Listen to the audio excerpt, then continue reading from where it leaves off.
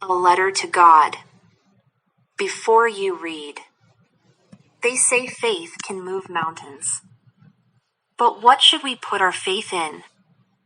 This is the question this story delicately poses. Lencho is a farmer who writes a letter to God when his crops are ruined, asking for 100 pesos. Does Lencho's letter reach God? Does God send him the money? Think what your answers to these questions would be, and guess how the story continues, before you begin to read it. The house, the only one in the entire valley, sat on the crest of a low hill. From this height one could see the river and the field of ripe corn dotted with the flowers that always promised a good harvest.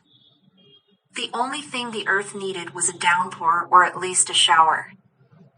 Throughout the morning Lencho, who knew his fields intimately, had done nothing else but see the sky towards the northeast. Now we're really going to get some water, woman. For dinner. It was during the meal that, just as our fives. With a satisfied expression he regarded the field of ripe corn with its flowers, draped in a curtain of rain. But suddenly a strong wind began to blow and along with the rain very large hailstones began to fall. These truly did resemble new silver coins. The boys, exposing themselves to the rain, ran out to collect the frozen pearls. "It's really getting bad now," exclaimed the man. "I hope it passes quickly." It did not pass quickly. For an hour the hail rained on the house, the garden, the hillside, the cornfield, on the whole valley.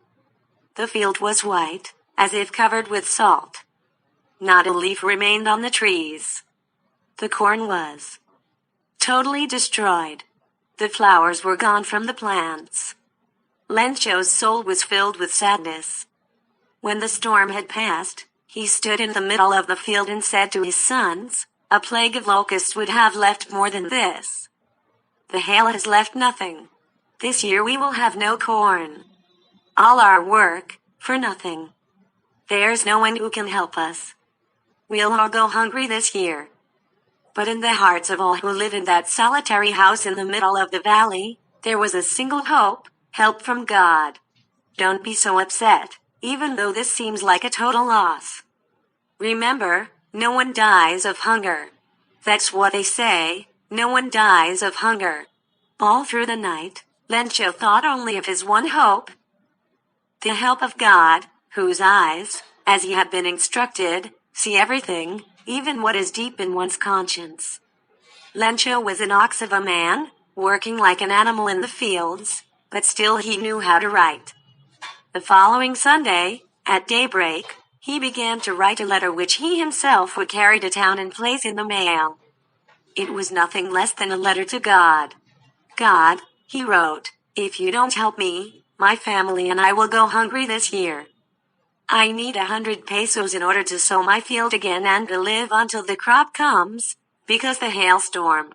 He wrote to God on the envelope, put the letter inside and, still troubled, went to town.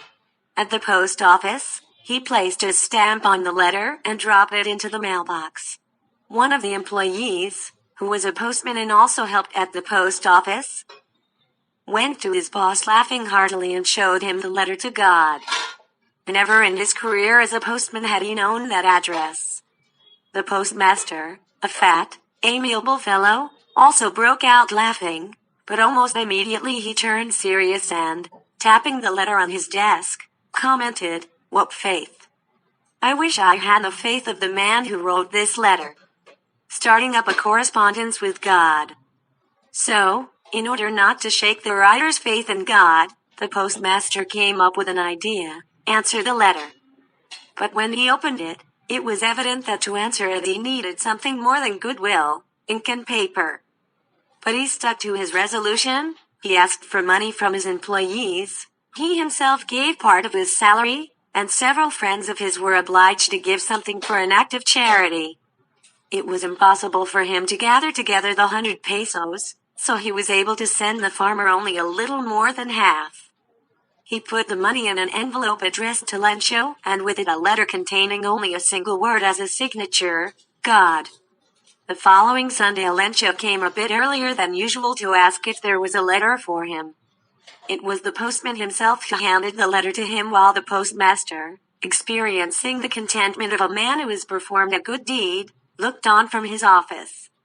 EnglishCh showed not the slightest surprise on seeing the money. Such was his confidence, but he became angry when he counted the money. God could not have made a mistake, nor could he have denied EnglishCh what he had requested. Immediately, EnglishCh went up to the window to ask for paper and ink. On the public writing table, he started to write, with much wrinkling of his brow, caused by the effort he had to make to express his ideas. When he finished, he went to the window to buy a stamp, which he licked and then affixed to the envelope with a blow of his fist. The moment the letter fell into the mailbox, the postmaster went to open it. It said, "God, of the money that I asked for, only 70 pesos reached me. Send me the rest, since I need it very much. But don't send it to me through the mail, because the post office employees are a bunch of crooks." EnglishCh.